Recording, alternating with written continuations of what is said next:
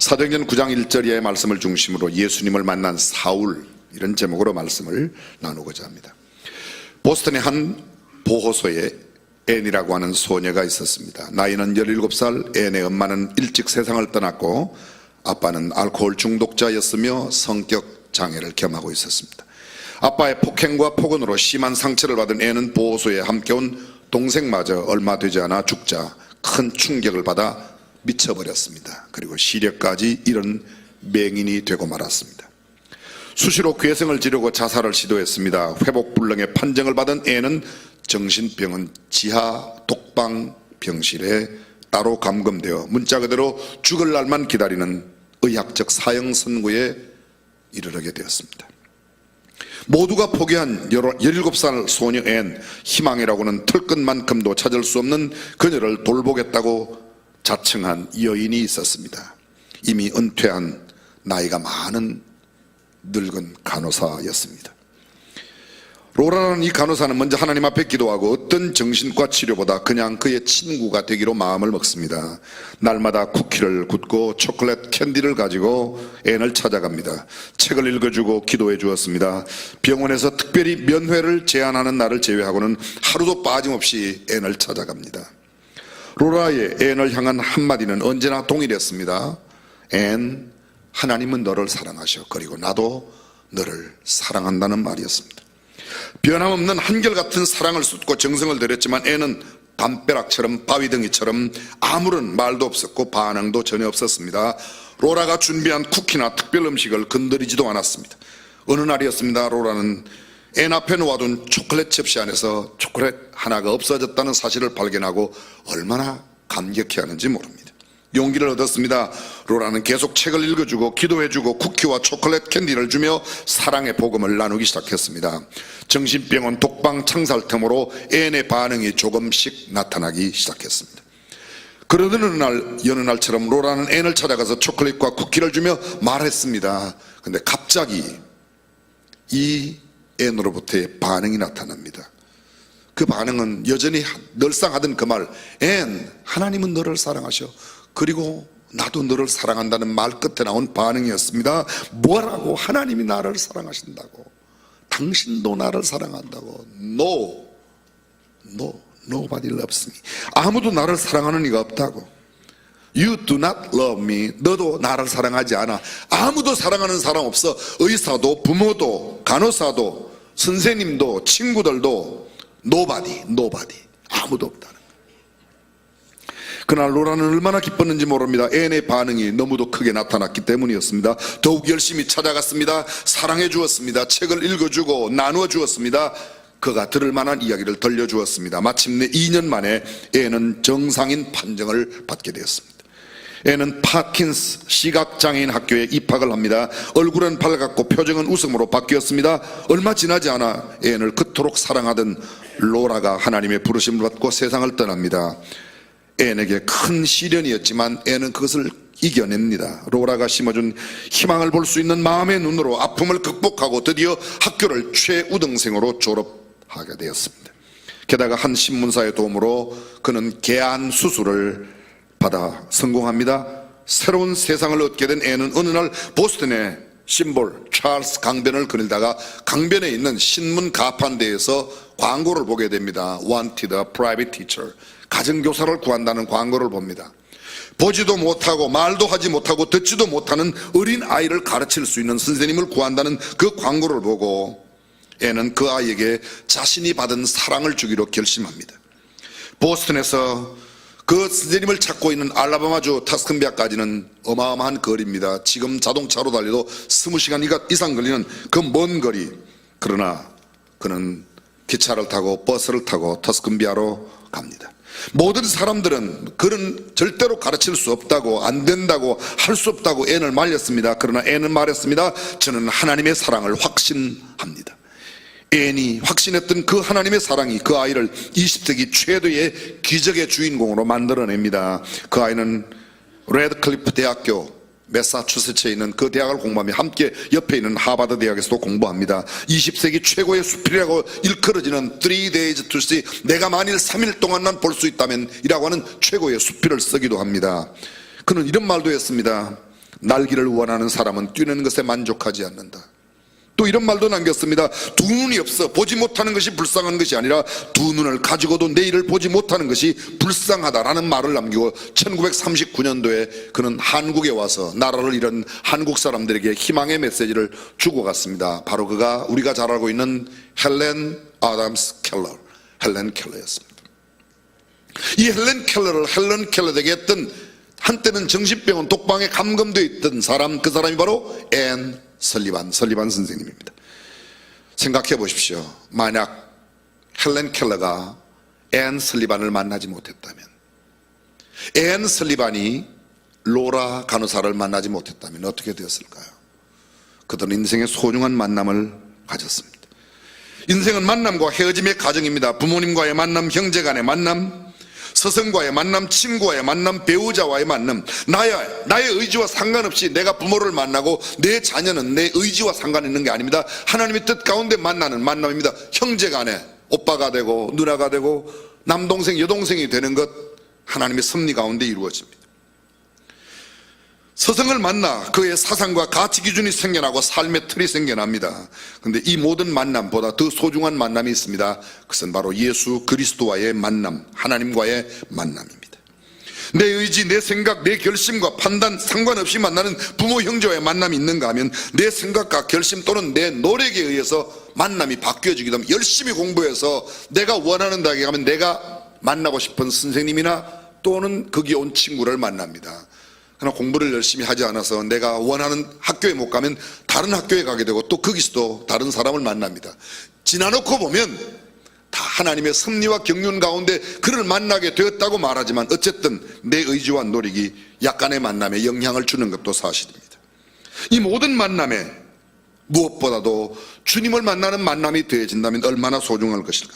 차라리 이 전자의 만남에 문제가 좀 있다고 해도, 다시 말하면 부모를 만나는 일에, 친구를 만나는 일에, 스승을 만나는 일에 좀 문제가 있다고 해도 예수 그리스도를 만나면 내 인생은 완전히 축복받은 인생으로 바뀌어질 줄로 믿습니다.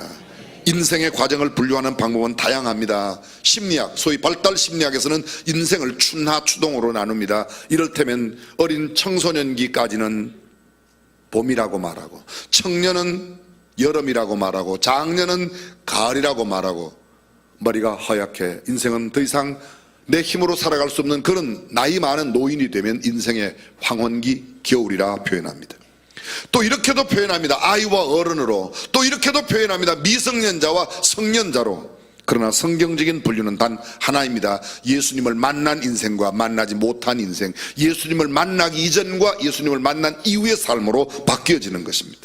소위 예수님을 만나기 이전, BC, Before Christ, 예수님을 만나기 이전의 삶, BC의 사람이 있습니다. AD의 사람이 있습니다. Anno Domini, 라틴어입니다. In the year of Christ, 그리스도의 해안에 주님 만난 이후 내 삶의 내용을 이야기하는 겁니다. 교회 출석을 열심히 하고 직분을 받고 교회의 관습에 익숙하고 봉사, 섬김 등이 자신과 사람들의 시선, 분별, 판단을 기대하고 살아가고 있다면, 그 사람은 교회 생활이 아무리 익숙하여도 또는 직분을 받고 있어도 아직 BC의 사람일 경우가 많습니다. 다시 말하면 주님을 깊이 만난 만남이 없다면 교회 생활은 익숙하지만 내 영혼이 거듭난 참된 구원의 삶은 아니라는 겁니다. 부족한 것 같고 조금 모자라는 듯하고 사람들의 시선에는 큰 만족과 기쁨을 주지는 못하지만 항상 예수 그리스도를 중심으로 생각하고 그분의 가치관으로 분별하고 행동한다면 그는 틀림없이 AD의 사람일 겁니다. 그 사람은 하나님이 보장하는 내일이 있는 줄로 믿습니다. 성경에는 BC의 사람과 AD의 사람들이 극명하게 대조를 이루고 있습니다. 개인의 삶에 예수 그리스도 이전과 이후로 확실하게 달라진 모습을 기록하고 있는 내용이 성경에 담겨져 있습니다. 예수 그리스도를 믿은 사람과 끝까지 믿지 않은 사람들의 다양한 스토리가 담겨져 있습니다.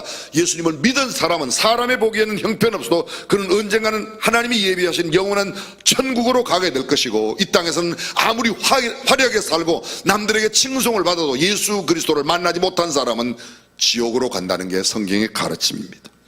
사도행전을 결정짓는 중요한 몇 가지의 사건이 있습니다. 첫째 사건이 아마도 오순절 성령 강림 사건일 겁니다. 둘째 사건은 초대교회의 복음 전파로 교회가 시작되고 그 교회가 날마다 부흥하며 믿는 자의 수가 3,000명, 5,000명씩 되어가는 부흥의 역사일 겁니다. 아마 세 번째 역사는 초대교회가 받은 박해와 그리고 결정적인 최초의 순교자 스데반의 순교 사건이 엄청난 사건이라고 말할 수 있을 겁니다.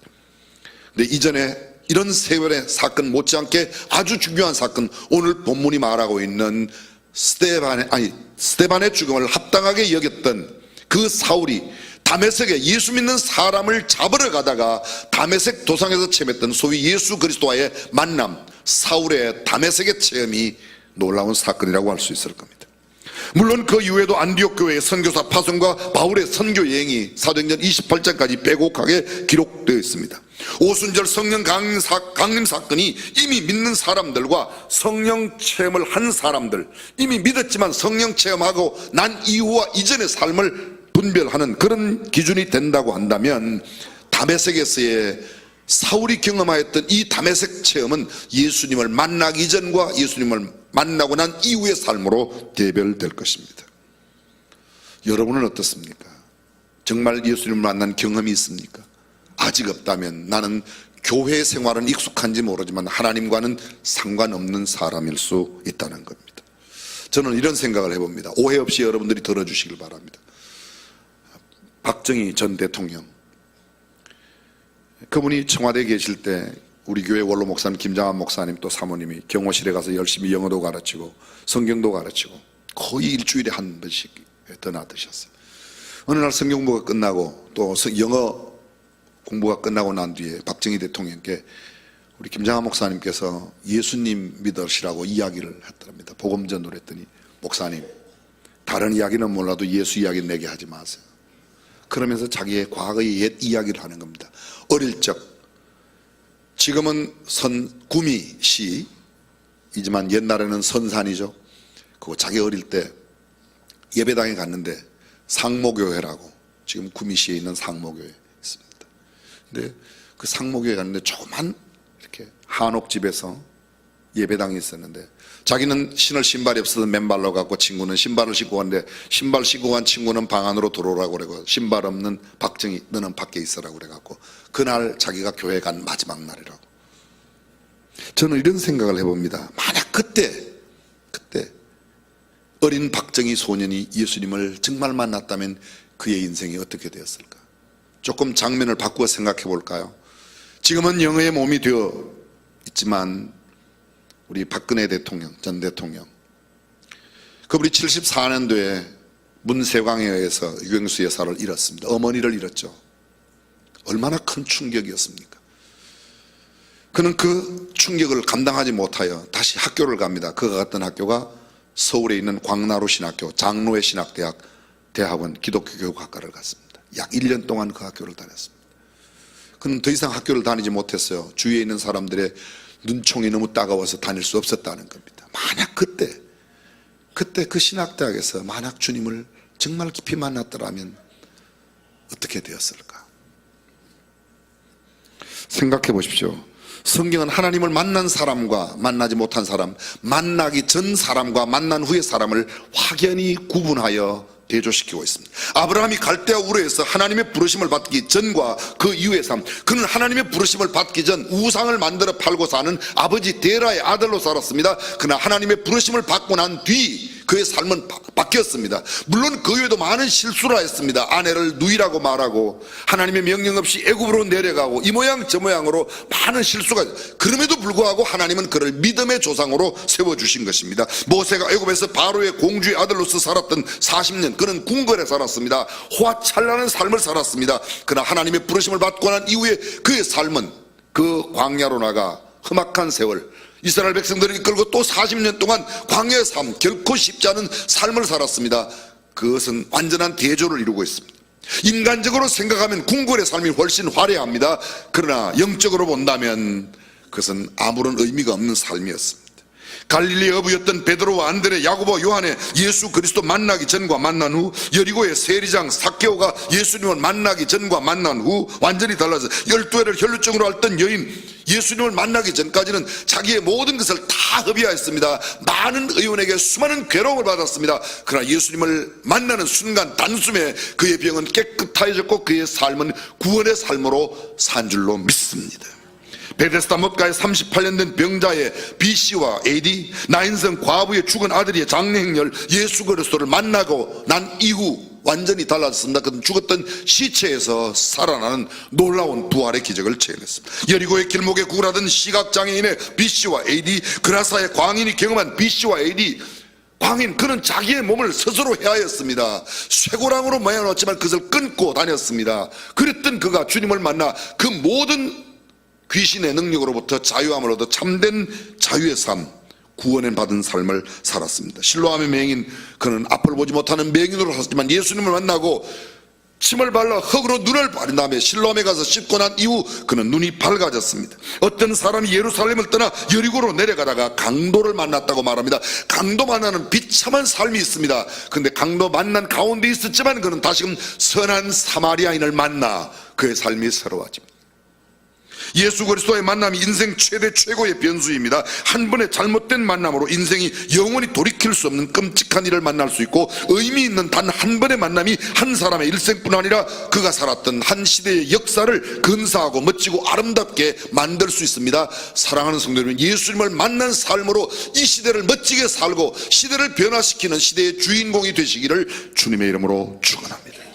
어떤 부모, 어떤 스승, 어떤 친구, 무슨 직장, 무슨 자리 만나느냐 중요합니다. 이것들, 그 어떤 것들보다 중요하다고 말할 수 있습니다. 그러나 그것보다도 더 중요한 게 있습니다. 예수님을 만나면 남들이 부러워할 만한 그런 부모님을 만나지 못하였더라도, 남들이 부러워하는 그런 좋은 친구, 그런 멋진 직장은 가지지 아니하였다 할지라도 그의 삶은 새로운 삶으로, 축복된 삶으로 바뀌어질 줄로 믿습니다.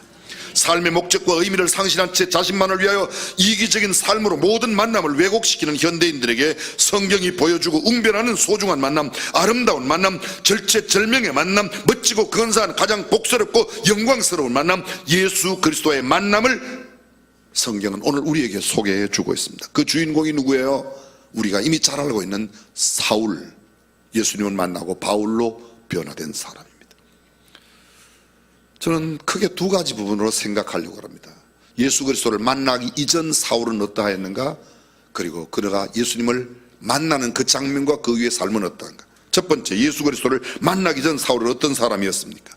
자, 성경 본문 1절로 갑니다. 사울이 주의 제자들에게 대하여 여전히 위협과 살기가 등등하여 대제사장에 가서 다메섹 여러 회당에 갈 공문을 청하니, 이는 만일 그 돌을 쫓는 사람을 만나면 물은 남녀하고 결박하여 예루살렘으로 잡아오려 함이라.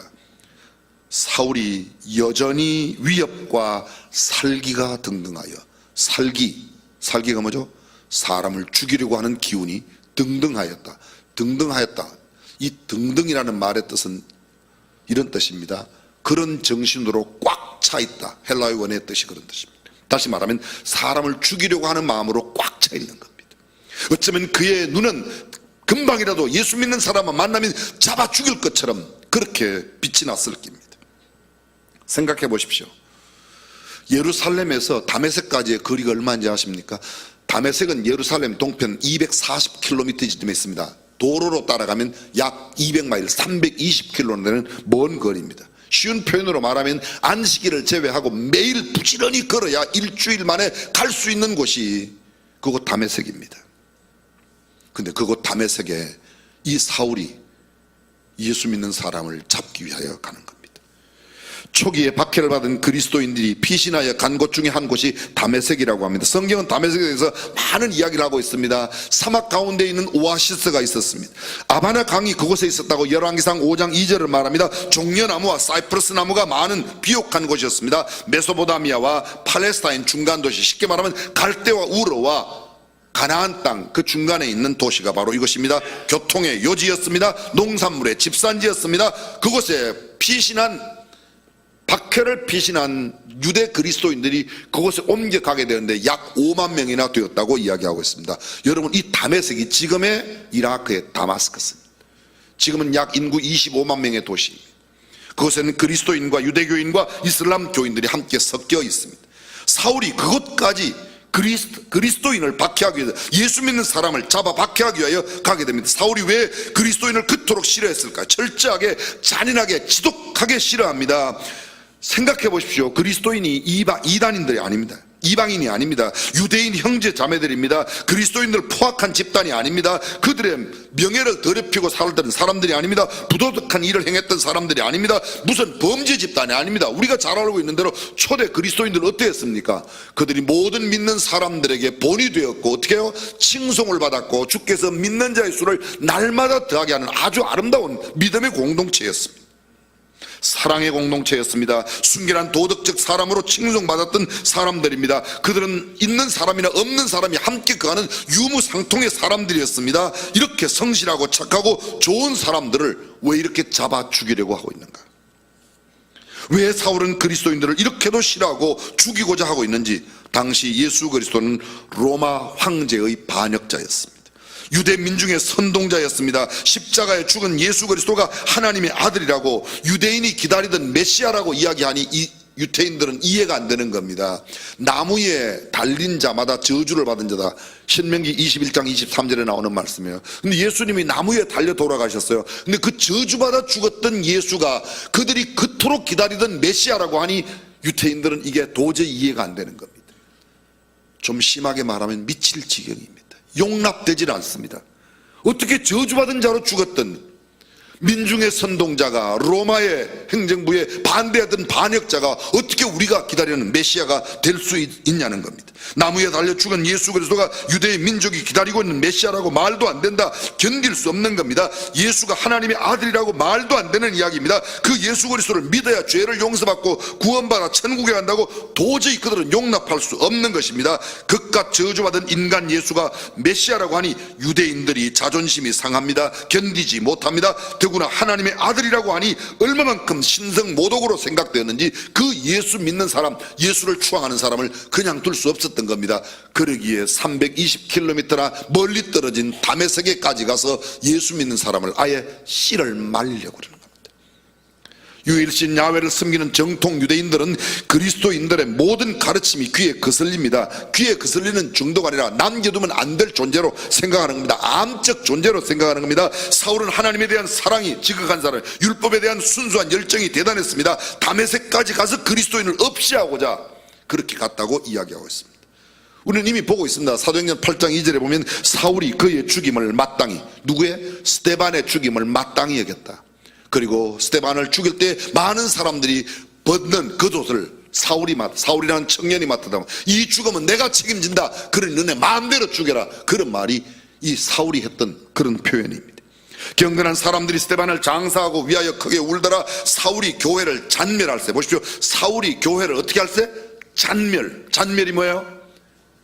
깡그리 없애는 겁니다. 싸그리 교회를 씨를 말리겠다는 겁니다. 각 집에 들어가 남녀를 끌어다가 옥에 넘겼다고 말합니다.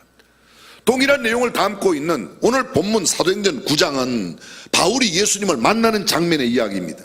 근데 그가 만났던 이야기를 훗날 총독 앞에서, 로마의 총독 앞에서 다시 이야기합니다. 아니, 그 이후에는 아그리빠 이스라엘 왕 앞에서 이야기합니다. 왕 앞에서 이야기하는 내용이 사도행전 26장에 기록되어 있습니다. 26장 9절입니다. 나도 나사렛 예수의 이름을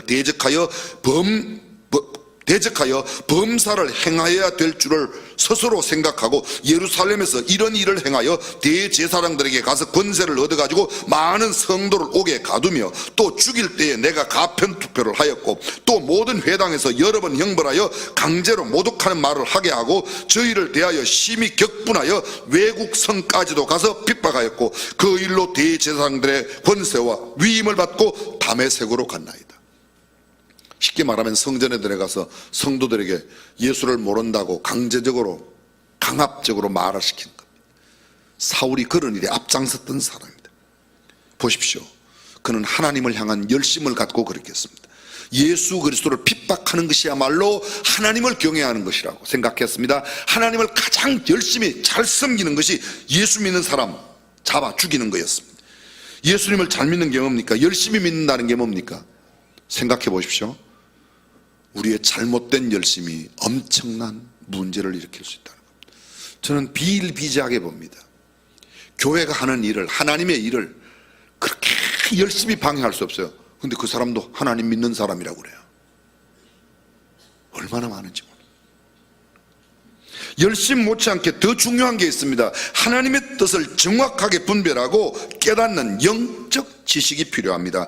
영적인 지식은 하나님의 말씀에서 나옵니다. 말씀 없는 열심, 말씀에서 벗어난 열심은 하나님을 위한다고 하는 열심이지만 전혀 하나님께 도움이 안 되는 겁니다. 여러분 이렇게 생각해 보십시오. 전쟁이 났을 때 어떤 사람이 열심히 생명을 무릅쓰고 총을 쏩니다. 근데 총뿌리가 어디로 되어 있는가 하면 자기 아군을 향해서 있습니다.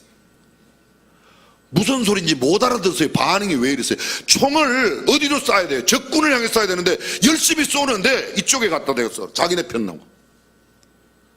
집에서 올 때 반응 안 보이기로 작정하고 오셨습니까? 어떤 사람이 축구를 얼마나 열심히 하는지 몰라요. 누구보다도 열심히 막 전반 45분, 후반 45분 열심히 뛴다. 공을 또 얼마나 열심히 잘 차는지 몰라요. 그런데 공이 오면 골문을 상관없이 가까운 골문에다 그냥 자기네 골문으로 차 넣는 겁니다. 이제 좀 웃으시는구만. 그런 사람이 많아요. 자뻑하는 사람들이.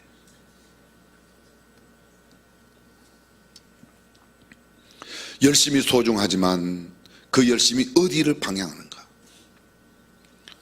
다 교회가 싸울 때 보십시오. 교회가 싸울 때 목사들끼리, 목사 장로들끼리 싸울 때 보세요. 다 하나님의 이름으로 싸워요. 그런데 막 죽으라고 싸워요. 죽으라고.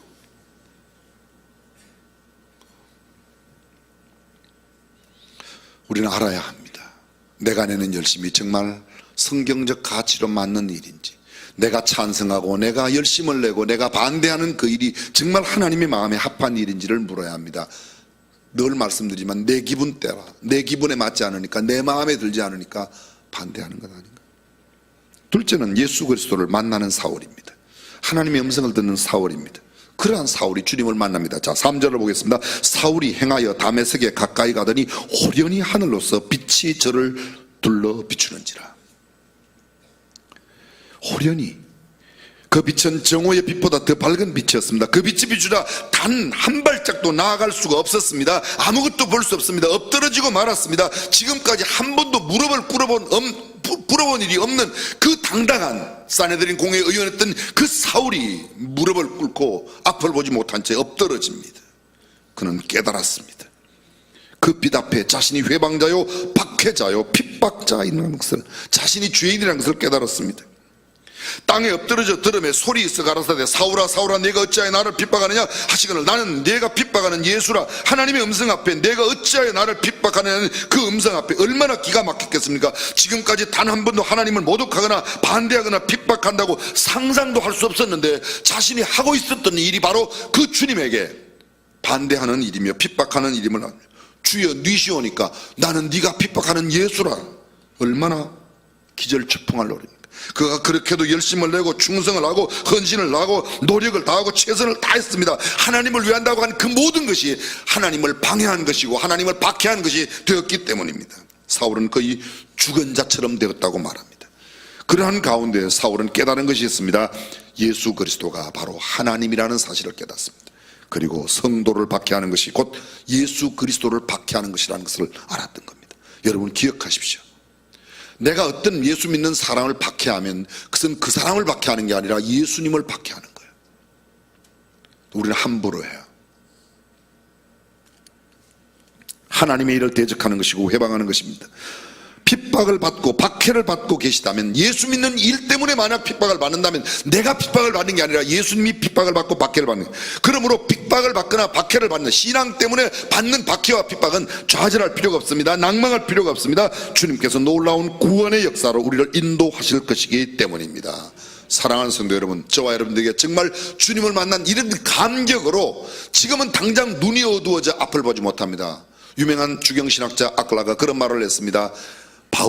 사울은 자기가 원하는 방법으로 다메섹에 들어가지 못하고 끌려 들어갔다고, 보지 못하여 3일 동안 아무것도 보지 못하고 사흘 동안 식음을 전폐했다. 먹지도 못하였습니다. 그는 철저하게 무기력한 자신을 발견하고 끌려갈 수밖에 없는 나의 모습을 발견하게 됩니다. 이것이 주님을 진정으로 만난 사람들이다. 참 주님을 만난 사람들이 이렇게 말합니다. 나는 아무것도 아니라고 말합니다. 그리고 그분의 능력에만 의지하게 되었습니다. 오늘 저와 여러분들이 온전히 주님께 붙들린 바 된 삶을 살아가는 참된 주님과의 만남의 사람이 되시기를 주님의 이름으로 축원합니다. 기도하겠습니다.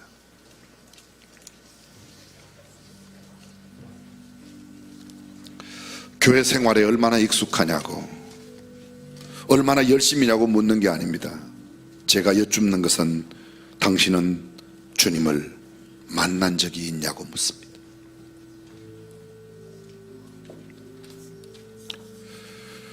사랑하는 여러분 가운데 혹여 아직도 예수님을 참 구주와 주님으로 만난 경험이 없다면 이 시간 주님 내 마음에, 내 영혼에, 내 삶 속에, 내 가치관 속에 들어와 주십시오. 그리고 나를 만나 주십시오.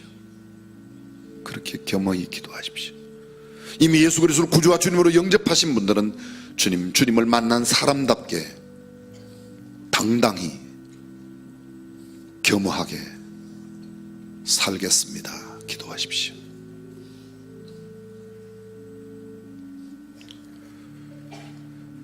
우리 예배당에 나오는, 우리 교회에 나오는 모든 사람들은 단 한 사람도 주님을 만나지 못한 사람이 없게 하시고, 이미 만난 사람들은 주님 닮는 거룩함으로 살게 하옵소서. 주 예수님의 이름으로 기도합니다.